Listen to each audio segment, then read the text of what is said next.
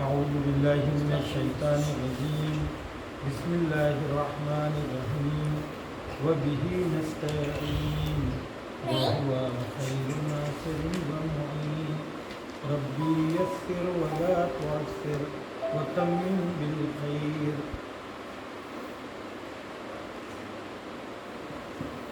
جیسا کہ آپ جانتے ہیں ہمارا جو درس کا سلسلہ ہے، سلسلے دروس کا یہ 8واں درس ہے۔ اس 8ویں درس میں جس کے بارے میں گفتگو کی جا رہی ہے وہ ہے آغاز سفر۔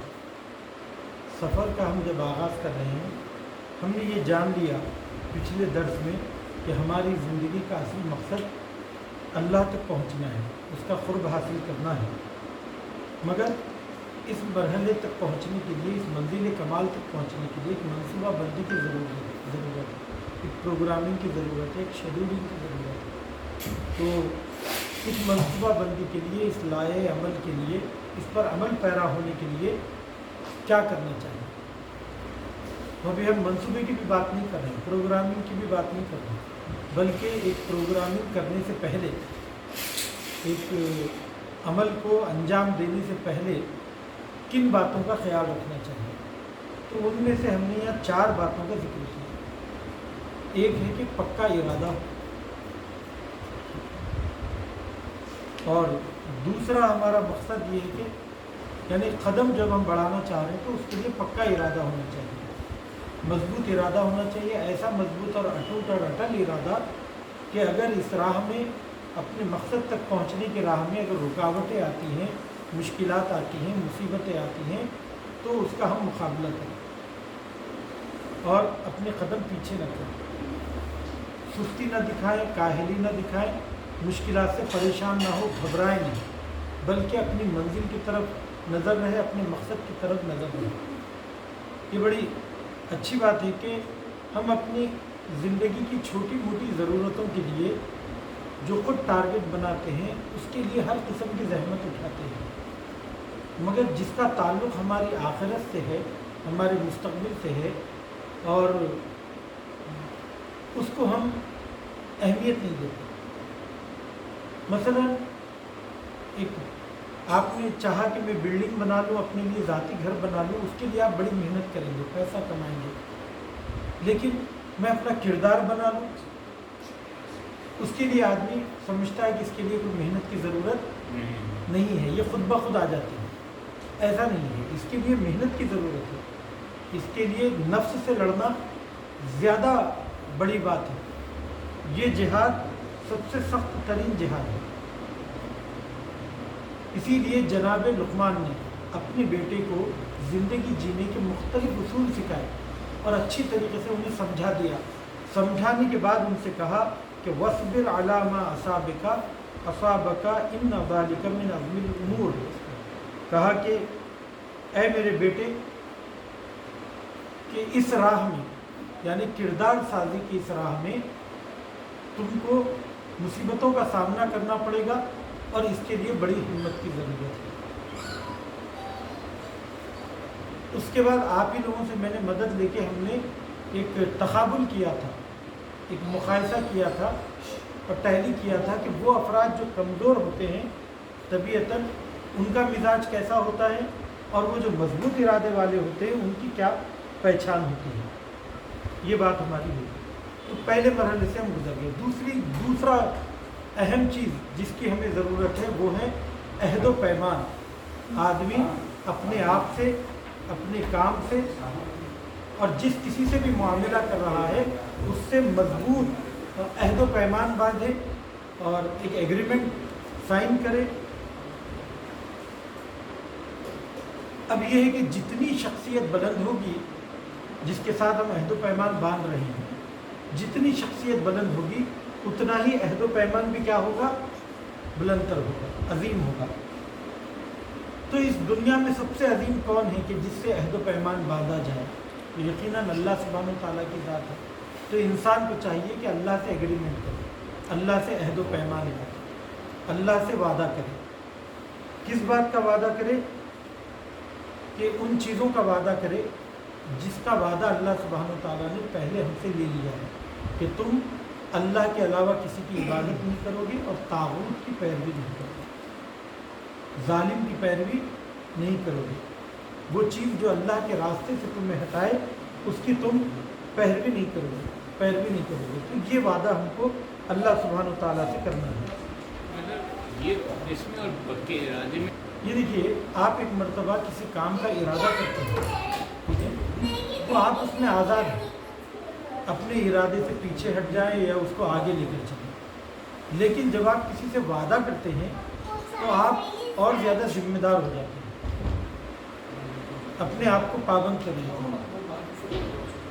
کسی کام کے ارادے میں آپ اپنے لیے خود پروگرامنگ کرتے ہیں، لیکن جب کسی کے ساتھ ایگریمنٹ کرتے ہیں تو اس پروگرام میں اس کے ساتھ شریک ہیں، تو وہاں پر پابندی زیادہ اہم ہو جاتی ہے۔ تو اکثر کیے جانے والے ارادے پورے ہوں گے نہیں معلوم ہے، لیکن جس میں ایگریمنٹ ہوتا ہے، عہد و پیمان ہوتا ہے، تو یہاں پر یہ بھی بتایا جا رہا ہے کہ آپ اکیلے نہیں ہیں، آپ اپنی زندگی میں جو کام انجام دینا چاہ رہے ہیں اس کے مقابل ایک شخص ہے، ایک ذات ہے جس کے ساتھ آپ ایگریمنٹ باندھ رہے ہیں، وہ ہے اللہ سبحانہ و تعالیٰ، ٹھیک ہے۔ کبھی ہم خود ہیں اور کبھی ہماری فیملی ہے، یا جس کمپنی میں ہم کام کر رہے ہیں یا جس کے ساتھ ہم تجارت کر رہے ہیں وہ طرف مقابل ہمارے ساتھ ہے۔ اب یہ کہ اللہ سے عہد و پیمان باندھنے کا فائدہ یہ ہے کہ پروردگار عالم دوسروں سے جب ہم ایگریمنٹ کرتے ہیں تو وہ ہمارے سارے کاموں کی ذمہ داری ہماری گردن پہ رکھتا ہے اور مدد بھی نہیں کرتا، مگر اللہ سبحانہ تعالیٰ اپنے بندوں کی مدد بھی کرتا ہے اور اس کو کبھی اکیلا نہیں چھوڑتا۔ اور اگر ہم وعدے کو اپنے پورا کرتے ہیں تو دوسرے لوگوں سے وعدہ خلافی کی تو امید ہے، مگر پروردگار عالم سے وعدہ خلافی کی امید نہیں ہے، وہ بہترین جزا ہم کو دینے والا ہے۔ اور سب سے خوبی کی بات یہ ہے کہ ہم جب کسی سے عہد و پیمان باندھتے ہیں تو ہمیشہ سامنے والے کا کوئی نہ کوئی فائدہ اس میں ہوتا ہے، ورنہ وہ ہم سے کیوں عہد و پیمان باندھے گا، کسی بھی چیز پر کیوں ایگریمنٹ کرے گا۔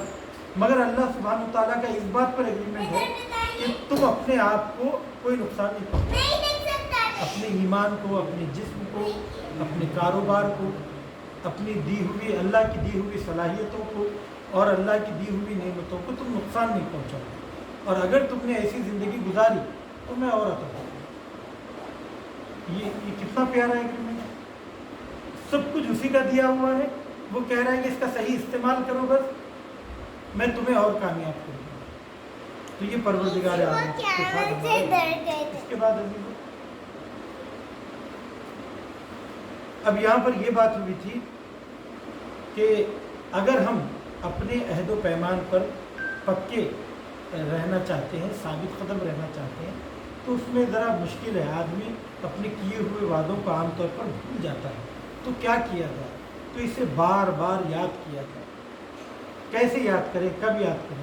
تو کہا اس کے لیے بہترین اوقات چنیے، وقت چنیے، جیسے کہ نماز کے بعد، نماز شب کے بعد اللہ سے عہد و پیمان باندھے، یا جمعے کے دن عہد و پیمان باندھے، یا عید کے دن عہد و پیمان باندھے، یا پھر یہ کہا کہ اچھے حالات کا انتظار کریں، مثلا شب قدر میں انسان روحی طور پر، روحانی طور پر آمادہ ہوتا ہے، اس رات آتا ہی اس بات کے لیے کہ اللہ کی بارگاہ میں اپنی حاجت پیش کرے اور اس کے ساتھ عہد و پیمان باندھے، تو وہاں پر اللہ سبحانہ تعالیٰ سے یہ عہد و پیمان باندھے۔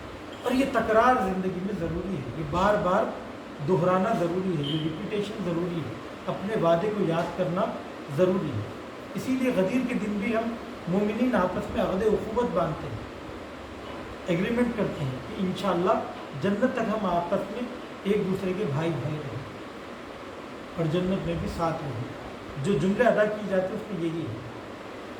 یا ہر مجلس میں جو امام حسین علیہ السلام کی شریک ہوتے ہیں، ان کی یہ قربانیوں کو دیکھتے ہیں، جناب زینب کی یہ قربانیوں کو دیکھتے ہیں، تو خود بخود دل آپ کو، ضمیر آپ کو جھنجھوڑتا ہے اور کہتا ہے کہ جنہوں نے اتنی قربانیاں دی ہیں تاکہ امت میں اصلاح پیدا ہو اور امر بالمعروف و نہی عن المنکر حاکم ہو اور رسول خدا و امیر المومنین کی سیرت کے لوگ عادی بنے، کیا ہماری زندگی ویسی ہی ہے؟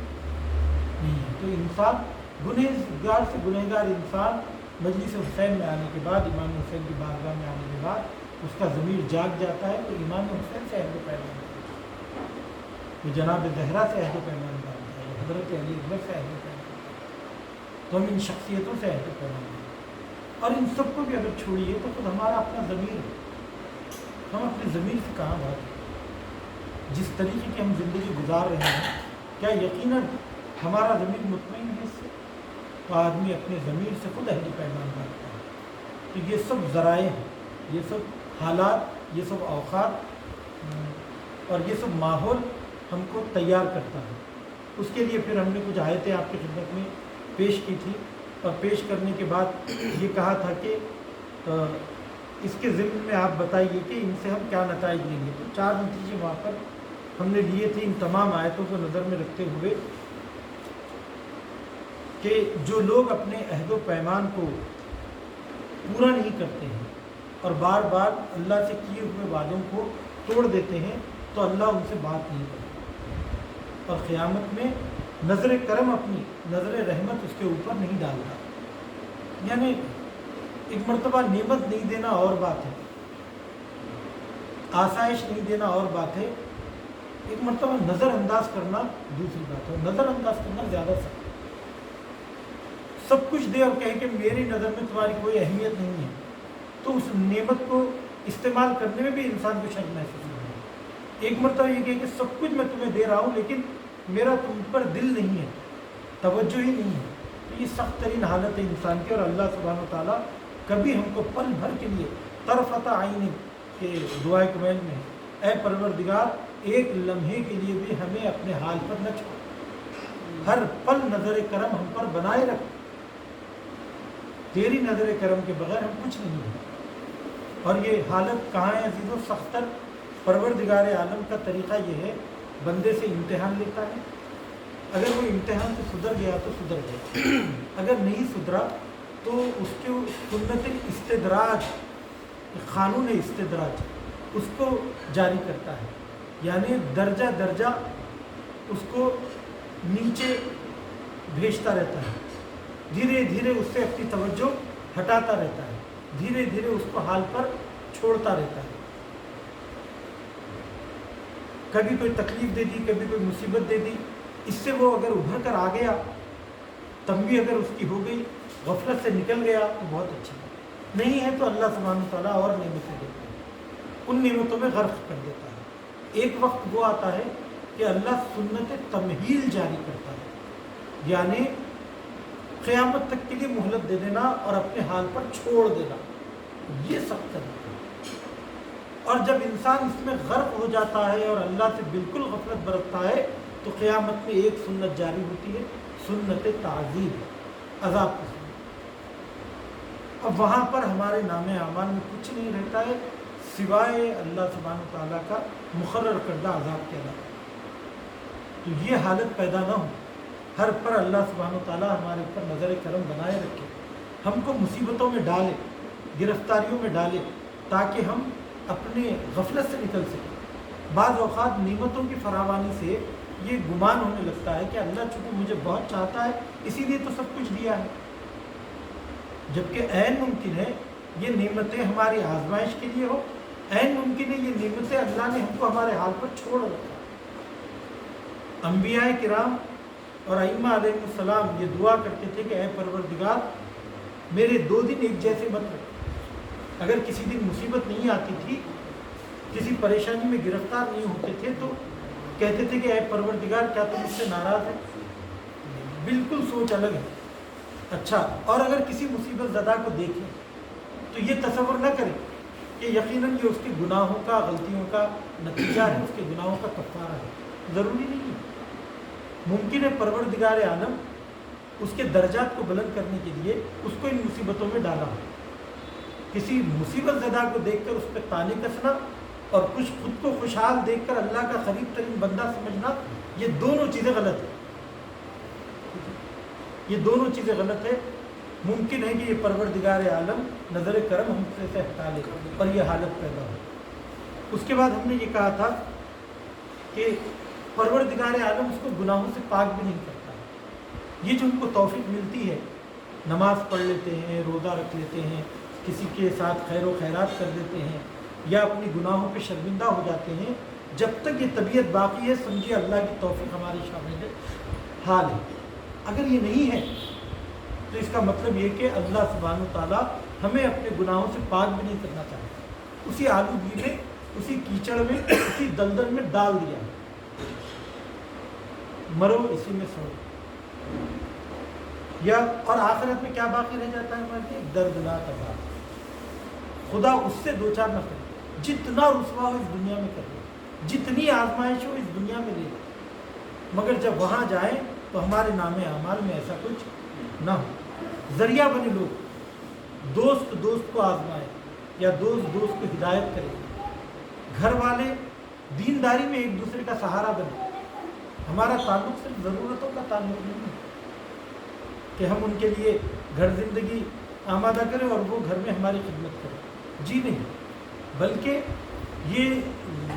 ये रिश्ते, ये नाते, ये दोस्त अहबाब, ये बाल बच्चे और ये बीवी, ये सब के सब दीन को आगे बढ़ाने के लिए है और हम सब मिलकर एक दीनदाराना ज़िंदगी गुजारने की कोशिश करें। इनको हम अपने लिए साथी बनाएं।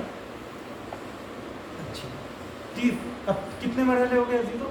आप कोई इरादा करते हैं किसी काम का, तो कोई मंसूबा बनाते हैं अपनी ज़िंदगी में कामयाब होने का, तो उसके लिए दो चीज़ों की ज़रूरत है, एक अज़्म व इरादा, दूसरे अहद व पैमान। तीसरी चीज़ क्या थी? तीसरी चीज़ थी मुराक़बत। मुराक़बत का मतलब ये है कि अपने कामों की निगरानी करना, अपनी ज़ात पर दुश्मन की निगाह डाल रखना, ये देखना कि जो वादा मैंने किया और जो इरादा मैंने किया था और जो वादा अल्लाह से किया और जो अहद व पैमान बांधा, क्या मैं उसके ऊपर बाकी हूँ या नहीं हूँ, इसके ऊपर निगारत करने की ज़रूरत है। किसी भी कंपनी में आप सरमाया लगाते हैं तो दो चीज़ें ज़रूर देखते हैं कि कंपनी कैसे चल रही है, कैसे आगे बढ़ रही है, उसकी निजारत करते हैं और जो आउटपुट उसका आता है उसका मुहासिबा करते हैं कि हमको फ़ायदा हुआ है या नुकसान हुआ है। फ़ायदा अगर हुआ तो कम फ़ायदा हुआ है या ज़्यादा फ़ायदा हुआ है। अगर फ़ायदा हुआ है तो उसके असबाब व अवामिल क्या है, अगर नुकसान हुआ है तो उसके असबाब व अवामिल क्या है। इसको कहते हैं मुहासिबा और उसको क्या कहते हैं? निजारत, कि मैं ये काम जो कर रहा हूँ ये सही तरीके से अंजाम दे रहा हूँ। या सुपरवाइज़र को इसीलिए रखा जाता है कि वो हर आदमी के काम के ऊपर निजारत रखे कि वो अपना काम सही तरीके से अंजाम दे रहा है या नहीं दे रहा है। तो ये ज़िंदगी के हर मरहले में ये चीज़ ज़रूरी है। एक है मुराक़बत, दूसरे है मुहासिबा। मुराक़बा, मुहासिबा। और शहीद मुताहरी अलैहि रहमा ये कहते हैं कि दुनियावी निज़ाम तालीम में सबसे बड़ी कमी यही है कि उसके अंदर मुराक़बा और मुहासिबा नहीं है। दीनी तालीम में ये है कि इंसान की शख्सियत को हमेशा जांचा परखा जाता है, फ़ायदे नुकसान के बारे में बात होती है और खुद इंसान अपनी निजारत करता है। और हर इंसान दूसरे इंसान का भी नाज़िर है। मोमिन मोमिन का आईना है। अल मोमिनो मिरातुल मोमिन, मोमिन मोमिन का आईना है। अगर आपका दोस्त आपको नेकियों की तरफ नहीं ले जाता है, बुराइयों पे अगर नहीं टोकता है, तो फिर वो आपका दोस्त नहीं। चापलूस लोगों को दोस्त समझना ये सबसे बड़ी अपनी बेवकूफ़ी है। झूठी तारीफ़ों पे खुश होना ये सबसे बड़ी नादानी है। वो दोस्त और वो बीवी बच्चे ज़्यादा अच्छे हैं जो हमको अपना आईना दिखाए। ये और बात है कि हम खुद शिनासी अजाब है यारब, आईने को सियाह कर लेंगे। हम क्या करते हैं? अपने ऐब को ढूंढने के बजाय आईने को ही जी उस पर पर्दा डालने की कोशिश करते हैं। इससे ये बड़ा सख्त है। तारीफ़ करिए जबकि मालूम है इंसान को कि मेरी झूठी तारीफ़ कर रहा है, या कि खुद से कम मैं तो पहचानता हूँ ना अपने आप को, लेकिन हम उस पर खुश होते हैं। उसकी गलत फहमी को हम कहते हैं कि वो सही समझ रहा है। अपनी निगरानी रखना। हज़रत इमाम अली अलैहिस्सलाम ने इस दर्स की खूबी जो मुझे लगती है ना वो यही है कि ये जगह जगह आयतों और हदीसों और अहले बैत की सीरत का ऐसा कॉम्बिनेशन, ऐसा इम्तिजाज पेश करते हैं جس سے ہم کو دین کو اس کے سورس کے ذریعے سمجھنا آسان ہو جاتا ہے. یہ میرے الفاظ کا مجموعہ نہیں ہے. یہ درس لیا گیا ہے ائمہ علیہ السلام کے کلام اور قرآن مجید کی آیات. اسی لیے اس بات پہ اتنی گہرائی پختگی موجود ہے. حضرت کیا فرماتے ہیں؟ وقت کی ایک بڑی خرابی یہ ہے کہ جیسے جیسے دن گزرتے چلے جاتے ہیں اس سے انسان کے ارادے کمزور ہوتے چلے جاتے ہیں, انسان کے ارادے بدل جاتے ہیں اور اس کے کام بدل جاتے ہیں. شروع میں آدمی کچھ ہوتا ہے, جس شور و نشاط اور جذبے کے ساتھ کام شروع کرتا ہے, کچھ عرصے کے بعد ہم دیکھتے ہیں کہ اس کا کام دھرا کا دھرا رہ گیا, اس کے ارادے دھرے کے دھرے رہ گئے. تو یہ وقت کی حالت ہے. وقت کے ساتھ ایسا ہوتا ہے, انسان ایک روٹین کے اوپر نہیں ٹک پاتا ہے, تھک جاتا ہے ایک جگہ. حضرت اسی لیے بار بار مراقبت کی ضرورت ہے, اپنے آپ کو نصیحت کرنے کی ضرورت ہے, اپنے آپ پر نگرانی کرنے کی ضرورت ہے. حضرت علی علیہ السلام ایک رستہ یہ بھی بتاتے ہیں, تمل القلوب کما تمل الابدان. جس طریقے سے انسان کے بدن تھک جاتے ہیں ویسے ہی انسان کے دل بھی تھک جاتے ہیں. ان تھکے ماندے روز کی روٹین میں پریشان دلوں کو کیسے اس حالت سے نکالا جائے؟ تو حضرت یہ فرماتے ہیں کہ حکمت آمیز باتوں کی طرف توجہ کرو, حکمت آمیز باتوں کو پڑھو, اس کے اندر تمہارے لیے رستے نکلیں گے. تو ہم اہل بیت کے کلام کو پڑھے, قرآن کو پڑھے, جب ہم اس کو پڑھتے ہیں ترجمے کے ساتھ تو ہماری زندگی کے کئی مسائل خود بخود حل ہوتے چلے جاتے ہیں.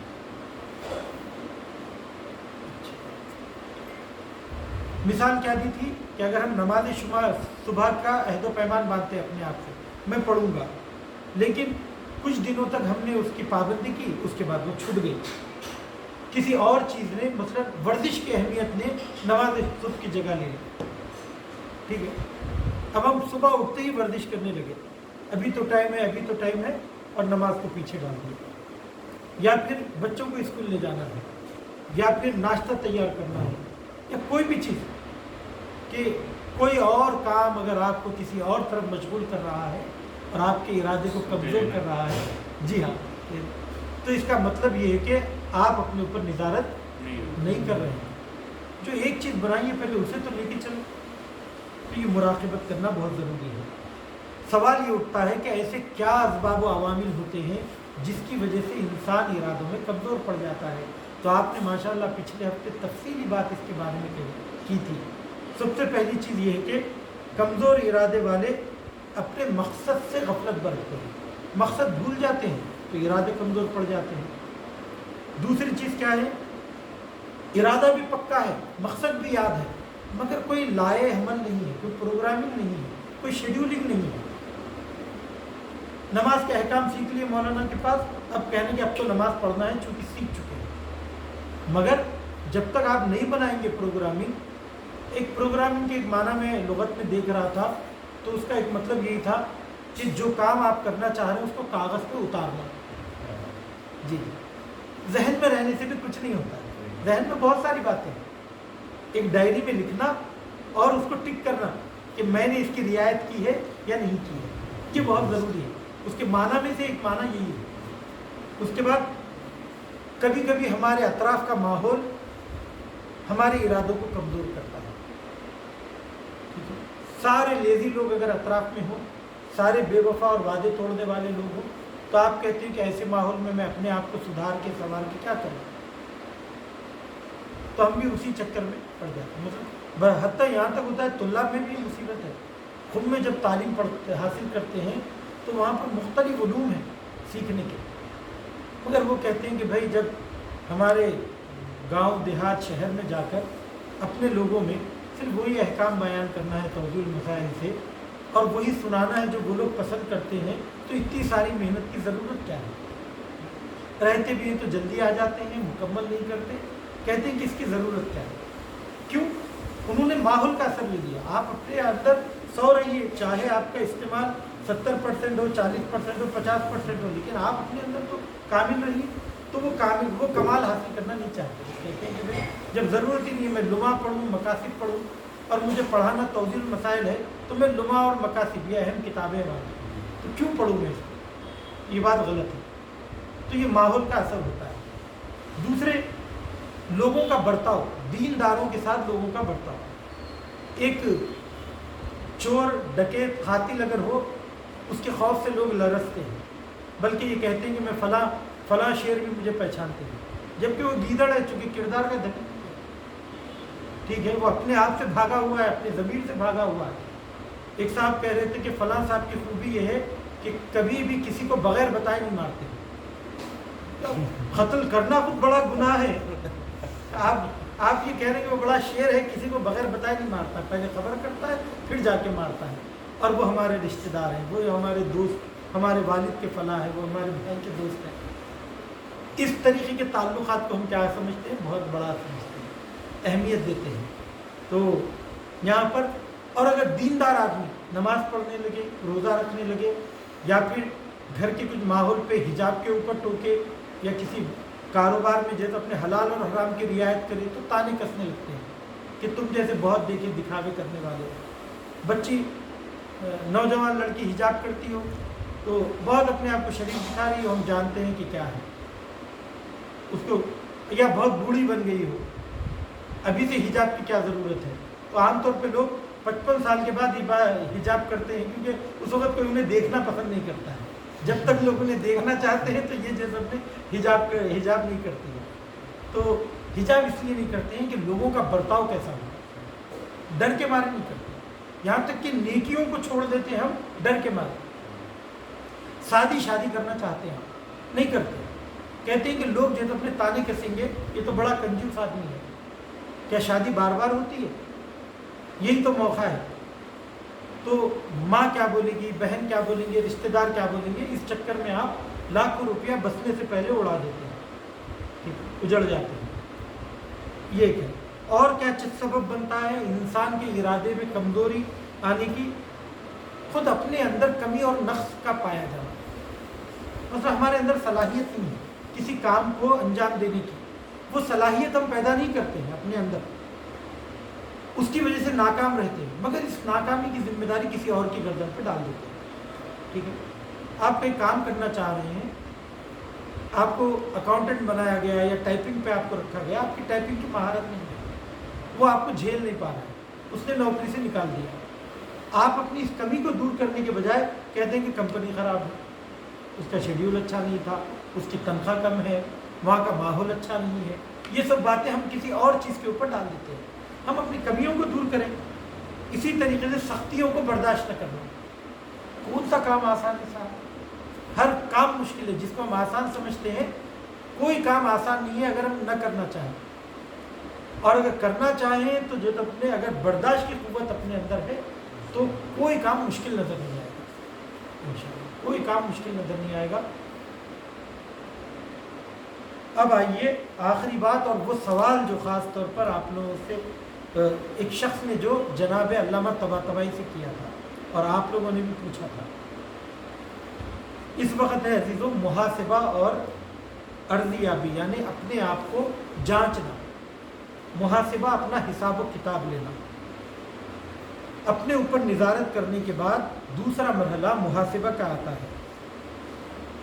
اس محاسبے میں ہم یہ جاننے کی کوشش کرتے ہیں کہ میں کس حد تک اپنے مقصد میں کامیاب رہا اور کس حد تک اپنے وعدے کو پورا کر سکا۔ تو وعدے کو پورا کرنے اور مقصد میں کامیاب ہونے کے حوالے سے اپنے آپ کو جانچنا، اور یہ دیکھوں کہ اگر میں کامیاب ہوا تو اس میں میری کامیابی کا کیا راز ہے، کن باتوں کے اوپر میں نے توجہ دی تو کامیاب ہوا، اور اگر میں ناکام رہا یا پھر جیسا فائدہ حاصل ہونا چاہیے اتنا فائدہ حاصل نہیں کر سکا تو اس کے اسباب کیا ہیں، کہاں پر کمی رہ گئی ہے۔ تو محاسبے کے بعد ہی انسان کو پتہ چلتا ہے کہ وہ اپنے عہد و پیمان میں کامیاب رہا یا نہیں رہا، وہ اپنے ٹارگٹ کو پورا کر سکا نہیں کر سکا، وہ اپنے وعدے اور ایگریمنٹ کو پورا کر سکا یا نہیں کر سکا۔ اور اگر وہ کامیاب رہا مکمل طریقے سے، یا 80% کامیاب رہا، 70% کامیاب رہا، تو وہ اللہ سبحانہ وتعالیٰ کا اس نعمت پر شکر ادا کرے، فخر نہ کرے۔ یہ بھی ایک مصیبت ہے، جدھر کامیابی ہوتی ہے آدمی آپے سے باہر ہو جاتا ہے اور کارٹون بن جاتا ہے۔ کارٹون کیا ہے سر؟ کارٹون میں بے ہنگم بدن بتایا جاتا ہے، کبھی سر بڑا ہے، کبھی پیٹ بڑا ہے، پاؤں چھوٹے چھوٹے ہیں، تو تکبر کرنے والا بھی ایسے ہی ہے. تکبر کرنے والا اپنے آپ کو بڑا سمجھتا ہے تو وہ کارٹون دکھتا ہے دوسروں کی نظر میں. ٹھیک ہے جی, وہ کارٹون دکھتا ہے.